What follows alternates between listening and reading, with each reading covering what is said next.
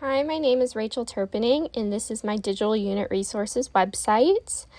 This site is for 11th grade English Language Arts, and I chose my topic, which is The Great Gatsby by F. Scott Fitzgerald, because it was one of my favorite books to read when I was in high school and also learn about, so I'm really excited to hopefully be able to teach it one day. This is my homepage for my website. I have just a couple images of the book cover as well as the movie poster from the 2013 adaptation. Next to that, I have a little about this space paragraph as well as a couple paragraphs about me, the teacher. And then I also have a video embedded to accompany that. It's just a little introduction video I did on Novio. I have a little about the topic section as well as a video embedded for context for The Great Gatsby, and then I also have my contact information at the bottom of this page as well. Oops. Next is, my next page is my What is English subpage. This subpage is basically just discussing English and explaining English as a language, as a subject, why it's important to study. So I have a few paragraphs written about all of that, as well as a couple of videos embedded below about the origins of English, as well as a video of all the phrases and words Shakespeare invented that we still use in everyday language today. Those are both really interesting videos. My next subpage is my useful links. On this subpage, I have just links and resources for students to use I think will help them and be really beneficial to them. The first few are ones that they can use to obtain free books or other forms of literature so that they don't have to buy anything. And then I have a few informative YouTube videos that I think will be really beneficial for them to watch while they are studying this topic. And then also have some additional resources for their academic success that will just help them out with their assignments and projects, and yeah. And then my next subpage is my digital interactives subpage. This is I have a bunch of really cool links for students to use so that they can interact with themselves or me, or just use for assignments or projects that are all technology-based and web-based and digital. So the first one I have listed is Storybird, and then I have FlipSnack, Read, Write, Think, Quizlet, my personal favorite Kahoot, and then Padlet. And those are all really awesome websites for students to use. And then next I have my assistive technology subpage. This is for students with disabilities. I have two resources highlighted here. I have the Visual Thesaurus, which is good for students who are deaf or autistic or have any other types of disabilities.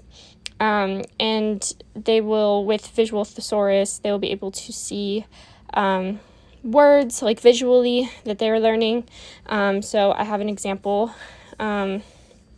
posted above. And then the other link I have on this page is Bookshare. I love Bookshare. It's a really great website. It's good for students who are blind or dyslexic because Bookshare has access to a bunch of audiobooks, both textbooks, novels, any type of book, and I think it's over 1 million different types of audiobooks, so definitely very useful for English classes because it is such a reading-based subject. Next is my internet use subpage. This one just goes over the importance of internet safety. And then I also have a few links for students to use for safe websites that I think are safe and appropriate. And then I just have some pictures about internet safety as well as a video embedded on internet safety as well that they can watch. Next is my graphic organizer subpage. I did a Venn diagram for The Great Gatsby, comparing and contrasting the book to the 2013 film adaptation. I have the assignment directions listed, as well as the content standards for grades 11 through 12. And then I also have a video embedded for students if they do not know how to create a Venn diagram. And then I also have an example of one that I did using Venngage. And then my grading checklist for the assignment, as well as the value of the assignment. So yeah, very fun. I love Venn diagrams. Next, I have my digital assessments subpage. So the first assessment I have linked on here is a quiz I created using SurveyMonkey. And it's on chapters 1 through 3 of The Great Gatsby. I also have a little value of this assessment. And then the other assessment I have is a summative assessment, in which it's a project in which the students will basically pretend that they are Gatsby and they're planning to throw a really extravagant 1920 style party. So this project involves a lot of research, as well as being able to cite sources in MLA format. And then I also have linked back in the useful links subpage, I have a link to Purdue OWL, which goes over the requirements for MLA citations. This project requires students to use Weebly, so I have a little Weebly tutorial embedded under that. And then I have my rubric for the project, as well as the value of this assessment and the California content standards.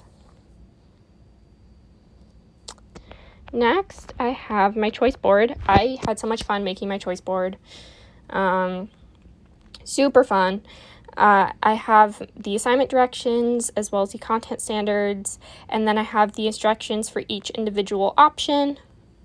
And then at the bottom, I have the value of this assignment.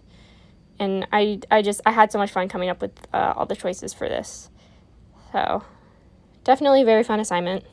It's one that I would personally want to do if I was a student.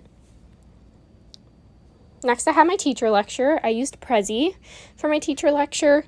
My lecture is on the context of The Great Gatsby, so I would present it before they read the book.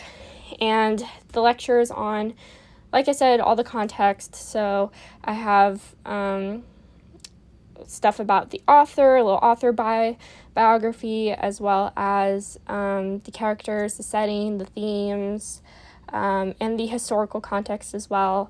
I just think all those are really important things to be aware of before reading the novel, so that when they're reading it, it'll kind of deepen their knowledge and understanding of the novel and help with their reading comprehension skills. Below that, I have my guided notes. I had to use Google Slides for my guided notes. It's not letting me. There are multiple pages for them. There's 4 pages.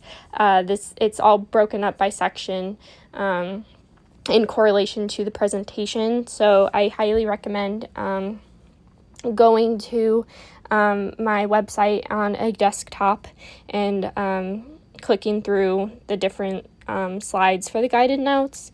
Right here you could just see the author bio questions that I have, but I have the other ones as well if you go to my my website on a desktop. And then I have a little section about the value of this lecture, as well as the use of guided notes, why they're important, and then I also have my resources from the lecture down below linked as well.